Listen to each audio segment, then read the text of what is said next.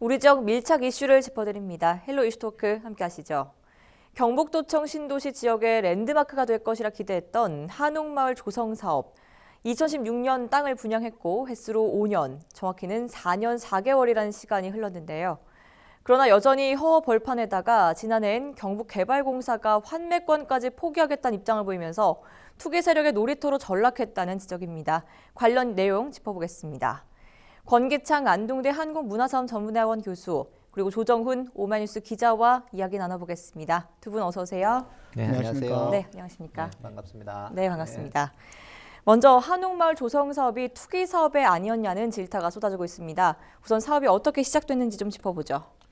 예, 도청 이전의 어떤 궁극적인 비전이 뭐냐면은 한국적 이미지를 담은 녹색 성장 행정 중심 도시 건설이에요. 그래서 한국적인 이미지를 담기 위해서 도청사도 그렇고 교육청 청사도 이제 한옥 스타일로 지었는 거예요. 그래서 한옥마을을 만들어서 인근의 하회마을과 연계해서 좀 특화된 관광 단지를 한번 만들어 보겠다. 이렇게 해서 출발한 거죠. 네. 처음 출발할 때는 정말 야심찬 계획을 가지고 경상북도 도청이 경북의 성장 거점을 이끌어 나가겠다. 이렇게 시작을 했어요. 그래서 그걸 보면은 분양할 때 보면은 대상 필지가 73필지였는데 그 중에서 견본주택을 제한 69필지가 분양이 되는데 경쟁률이 얼마였냐면 78대 1이었어요. 한옥을 짓는다는 전제 조건 하에서 다른 것보다 좀 싸게 팔았는 거예요. 그래서 네. 평당 110만, 120만 정도 분양을 했죠. 근데 지금은 허벌판이 됐죠. 이것은 예견된 일이죠. 예견된 네, 일. 이따 잠시 뒤에 또 얘기를 나눠보겠습니다.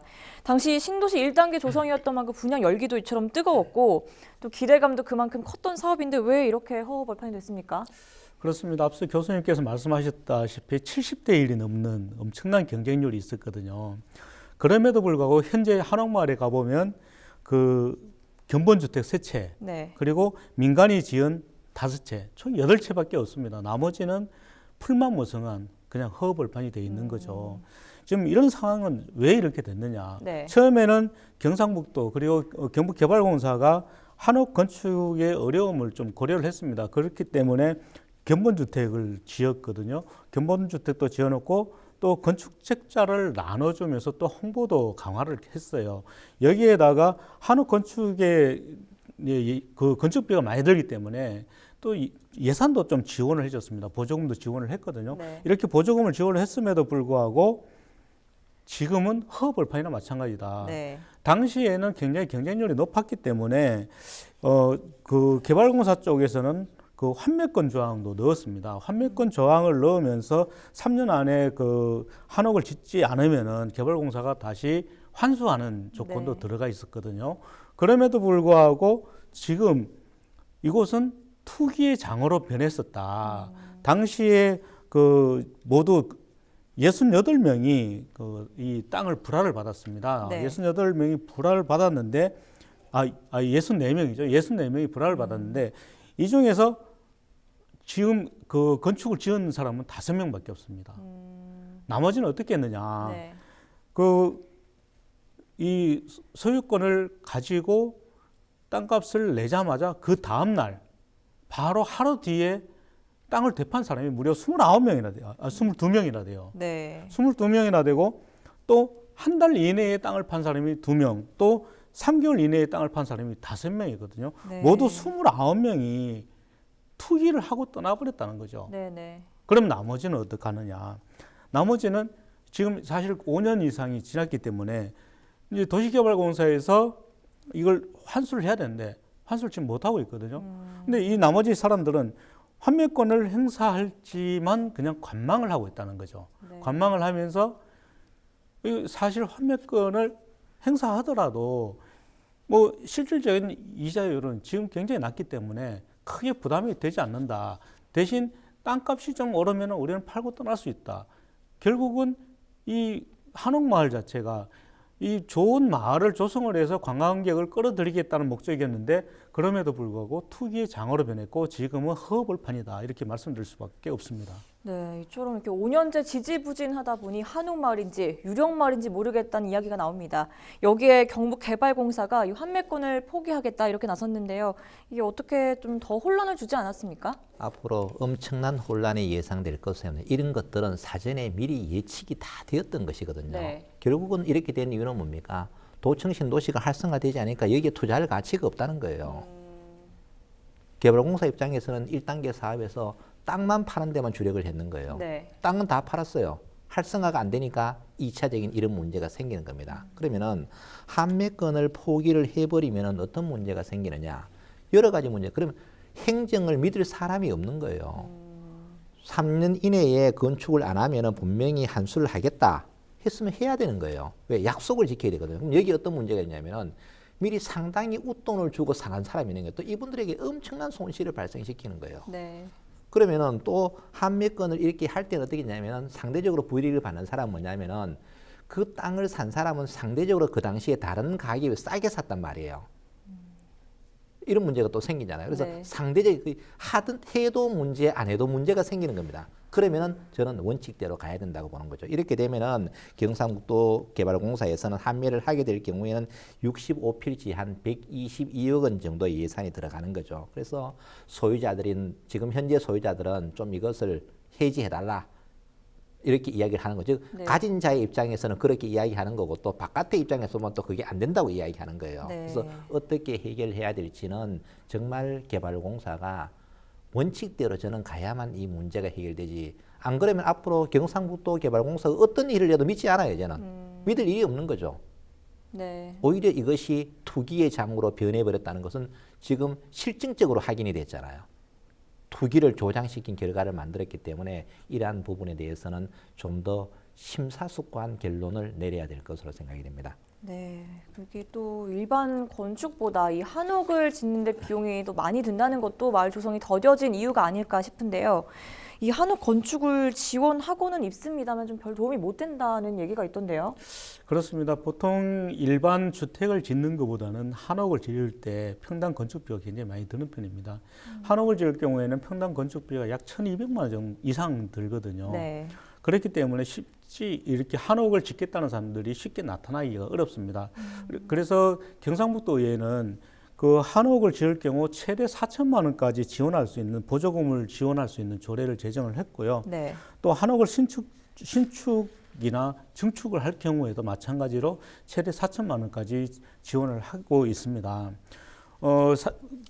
그 한옥의 바닥 면적이 약 60제곱미터 이상일 경우 최대 공사비의 2분의 1까지를 지원을 합니다. 네. 최대 공사비의 2분의 1까지가 한도가 4천만 원인 거죠. 네. 그렇긴 한데 이 4천만 원까지를 지원한 게 지금까지 여러 번 있었습니다. 경북도에서는 2016년도에 11채를 지원을 했고요. 또 2017년도에 35채, 그리고 2018년도에 35채, 그리고 또 작년에도 10채를 지원을 했거든요. 네. 이렇게 많이 지원을 했지만 한옥마을에서는 정작 크게 지원받은 사람들이 없다. 이 문제는 참 건축비를 낮추려고 했지만 크게 도움은 되지 않았다라고도 볼 수 있는 거죠. 네. 사실 한옥을 짓기 위해서는 아주 적은 평수로 짓기는 쉽지가 않거든요. 네, 그렇게 네. 넓게 지으려다 보니까 건축비가 많이 들어갈 수밖에 없고 그렇기 때문에 이게 큰 도움은 되지 않았다라고 볼 수 있고요. 또 경북형 한옥 표준 설계도서를 보급을 했는데 이 보급을 하면서 누구나 쉽게 한옥을 지을 수 있도록 했습니다. 그렇지만 그럼에도 불구하고 이 건축 비용이 너무 비쌌다 이런 지적도 나오고 있습니다. 그렇군요. 이 경북도와 개발공사 그리고 한옥마을 주민의 입장을 이슈토크 취재진이 직접 들어봤습니다. 취재 내용 확인해 보시죠. 매뉴얼이라든지 규제라든지 이런 것들을 바꿀 생각은 없어요. 그냥 상업 공간을 군데군데 좀 비워놔서 좀 활성화가 되도록 하든지 도구역과 인접해서 개발도 안 된다. 그럼 한옥마을을 왜 짓고 왜 만들고 땅을 왜 팔아먹습니까? 지금 일반적으로 임대 사업도 시작에 해보려고 지금 한다고 하시는데, 예, 저도 거기에 대해서 아직 확실하게 얘기를 듣지도 못한 상태여가지고요. 예전부터 하기는 했는데, 시에도 뾰족한 방법이 뭐 지금 현재 뭐 진행이 잘 안 되는 것 같습니다. 네, 각 입장을 들어봤는데요. 개발공사는 거의 손을 놨고 주민들만 피해를 보고 있는 상황인 것 같습니다. 그렇다고 마냥 유령마을로 남겨놓을 순 없고 만약 지금이라도 좀 활성화를 시키려면 어떤 방법이 좀 도움이 될까요? 한 두 가지 정도를 고민해 볼 필요가 있는데 참 정답은 아닌 것 같습니다. 그러나 네. 어쨌든 간에 유령마을로 남겨둘 수는 없기 때문에 해결을 해야 되는데 한 가지 방법은 현재 전통 한옥만 지을 수 있는 거예요. 그 전통 한옥을 지으려니까 비용이 너무 많이 드는 거예요. 네. 그래서 비용을 너무 많이 들여서 짓기가 어려우니까 지구 단위 계획을 변경해서 좀 계략 한옥의 어떤 분위기만 풍기게 하는 어떤 계량 한옥을 짓도록 하는 방법인데 예를 들면은 지붕이라든가 담장 등이 비용이 많이 드는 거예요. 네. 이런 것들을 좀 가감하게 절감할 수 있게끔 모양은 그렇게 갖추되 꼭 전통을 고집하지 않는 이런 방법으로 하는 게 좋고 그 다음에는 전통 한옥을 지원하는데 그 건축을 하는데 지원금에 대한 기준도 같이 좀 완화해서 이분들이 어쨌든 좀 지원을 받아서 실질적으로 집을 지을 수 있도록 하는 것이 좀 바람직하지 않나 이런 생각이 들고요. 네. 그다음 두 번째 방안은 계속 분양자들이 요구해온 내용인데 한옥 단지 내에 상업 시설을 좀 허용해달라. 그러나 상업 시설도 도청 신도시 계획을 하면서 어느 정도 이렇게 바란스를 맞춰 놓았단 말이에요. 네. 그러면 거기와 중복이 되지 않게끔 예를 들면은 한옥 마을 내에는 뭐 지역 특산물 판매장이라든지 또는 뭐 체험 마을이라든지 뭐 이런 것들을 좀 만들어서 서로 겹치지 않게 하면서 상생할 수 있는 방안을 만들어내야 될 것 같아요. 어쨌든 경상북도에서는 이와 같은 문제에서 책임을 져야 됩니다. 하겠다 그랬으면 책임을 져야죠. 네. 그래야 피해가 보지 않고 행정이 신뢰성이 이르는데 이 문제에 대해서 정말 심각한 고민을 해서 하루빨리 한옥마을이 정상화될 수 있도록 최선의 노력을 다해야 될 것으로 생각이 됩니다. 네, 알겠습니다. 또 어떻게 보면 이렇게 뭐 한옥의 기준을 완화하고 이런 방법들이 나왔지만 너무 한옥에 집착하는 거 아닐까 이런 생각도 좀 들거든요. 뭐 애초에 이 한옥 단지를 조성할 때부터 이 경북도청의 이미지를 좀 연계해서 그 이미지 조성 사업을 시너지를 내려고 했던 거긴 하지만 이 한옥 호텔 건립도 좀 난항을 겪기는 마찬가지 아닙니까? 그렇습니다. 경북도청이 들어서면서 도청 신도시에 그 한옥형 호텔을 짓겠다 야심찬 계획을 세웠었죠. 그리고 2014년 3월에 그 미국의 맨해튼에 있는 스탠퍼드 호텔 그룹하고 MOU를 체결을 했습니다. 네. MOU를 체결하고 그 안동시 풍천면에 약 7,000제곱미터 정도의 그 총 사업비를 약 450억 원을 들여서 이제 7층 규모의 그 호텔을 짓겠다 이렇게 약속을 했었거든요. 네. 그리고 또 2016년도에는 그 부지 매매 계약을 체결을 했습니다. 또 그해 10월 달에는 또 기념식도 착공 기념식을 가지기도 했었거든요. 네. 그러니까 이런 추세대로 했다면은 아마 작년 말쯤이면은 호텔이 완전히 건립이 다 됐을 겁니다. 그런데 지금 빈 땅이거든요. 그냥 네. 무성한 풀만 남아 있거든요. 이 상황은 어떻게 됐느냐? 경상북도와 이 스탠퍼드 호텔 측의 서로 입장이 달랐다. 네. 경상북도는 안동에 그 한옥형 호텔이 들었으면은 여러 가지 행사라든지 또는 그 내빈 초대 등을 위해서 상당히 도움이 될 것이다 이렇게 봤고요. 그 다음에 하회마을이라든지 안동의 여러 그 민속마을을 포함한 그 관광지로서의 관광지와 연계를 해서 굉장히 효과가 있을 것이다 이렇게 기대를 했었습니다. 네. 그런데 반면에 스탠퍼드 호텔 쪽에서는 이미 지금 경북도청 신도시에 굉장히 많은 그 인구가 그 지금 입주할 것이다 이렇게 예상을 했는데 처음에는 약 10만 명 이상으로 예상을 했단 말이에요. 그런데 지금은 2만 명밖에 안 됩니다. 2만 네. 명밖에 되지 않기 때문에 호텔에서는 실질적으로 수익성 확보가 굉장히 어렵다. 수익성이 나오지 않는데 호텔을 어떻게 지을 수 있느냐는 것이죠. 네. 결국은 이 경상북도와 스탠퍼드 호텔의 서로의 입장 차이가 다르기 때문에 시작은 창대했으나 끝은 무산될 우려가 있다. 이렇게 네. 볼 수 있습니다. 네, 더욱이 수익성이 있고 없고를 떠나서 만약에 한옥 호텔을 짓는다 해도 사실상 이 기업만 이익을 챙기고 경북도는 빚만 떠하는 구조다. 이런 지적은 어떻게 보십니까?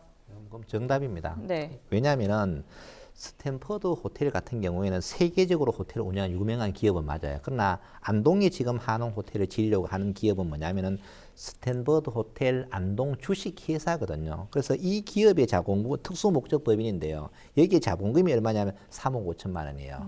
그런데 사업비는 얼마 드느냐? 450원에 호텔을 지내요. 그래서 네. 민간 개발 주도 방식으로 해야 되는 어떻게 하면 경상북도가 개발공사를 통해 가지고 보증을 서주면은 네. 쉽게 이야기해서 그러면 돈을 빌리는 거예요. 그럼 결국은 어떻게 되냐면은 채무 보증 절차, 채무 보증을 경상북도 개발공사 해주면 그럼 부도가 나면 누가 책임져야 돼요? 아, 경북도가. 개발공사가 책임을 져야 되죠. 네. 그래서 이러한 부담을 지금 안고 있는 거죠. 그러나 스탠퍼드 호텔이 사업이 될 것 같으면 벌써 지었겠죠. 네. 당초에 1단계 목표가 5만인데 2만도 지금 안 돼요. 이런 상황에서는 사업을 추진하기가 상당히 어려울 거라고 생각이 됩니다. 네. 또 부지 매각이라든지 중도금 납부 과정에서 특혜 논란은 꾸준히 제기되지 않았습니까? 그렇습니다. 경상북도는 한옥 호텔을 유치를 하기 위해서 굉장히 공을 많이 들였습니다. 공을 많이 들이면서 그 각종 지원책을 검토했고 또 실질적으로 지원도 했습니다. 왜냐하면 경북개발공사가 평당 600에서 700만 원 정도 하는 땅을 평당 221만 원 수준으로 그 한옥 호텔에 매각을 했거든요. 네.